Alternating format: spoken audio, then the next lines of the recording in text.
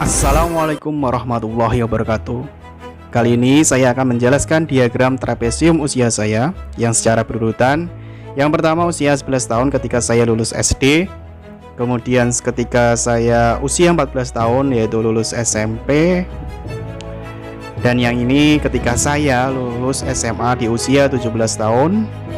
Dan berikutnya adalah ketika saya lulus sarjana di usia 21 tahun. Kemudian ini usia saya sekarang, saya berprofesi sebagai seorang pendidik di sekolah negeri. Kemudian ini gambaran saya ketika nanti pensiun di usia 60 tahun. Ada peristiwa positif dan negatif yang pernah saya alami selama belajar, yaitu positif ketika umur 9 tahun, ketika sekolah selalu mendapat peringkat kelas, dan negatifnya saya harus kehilangan ibu di usia 6 tahun. Dan peristiwa positif di umur 13 tahun selalu mendapat juara dan dipercaya sekolah memakai lomba-lomba, dan umur 17 tahun mendapat perlakuan tidak adil dari seorang guru. Dan di usia 19 tahun positif mendapat beasiswa belajar, dan negatifnya adalah di usia 20 tahun harus bekerja serabutan sambil kuliah sehingga tidak fokus kuliah. Usia sekarang sebagai pendidik, peran saya sebagai seorang guru harus bisa mengambil pelajaran yang positif, mengajarkan hal-hal yang baik pada murid saya, membimbing dan mengajarkan pengalaman yang bermakna. Yang terlibat dari masing-masing peristiwa negatif guru, orang tua, dan teman, peristiwa positif guru, dosen, orang tua, dan teman.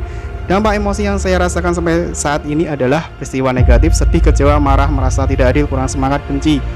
Peristiwa positif, bangga, senang, semangat, optimis, lega, dan bersyukur. Dari pengalaman peristiwa tersebut masih terkenang sampai sekarang, mempengaruhi fisikis dan psikologis saya, terutama peristiwa yang negatif, sempat tidak semangat lagi dalam belajar dan menyerah. Kenapa harus berbeda dengan teman-teman lain dalam perjuangannya? Namun dalam perjalanan menjalani hidup banyak peristiwa positif yang menjadi dukungan buat saya.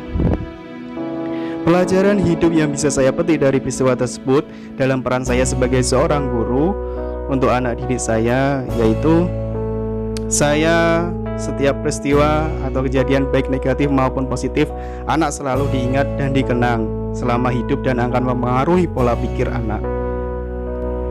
Kemudian guru harus bisa memposisikan diri, membimbing dan menuntun anak dengan baik.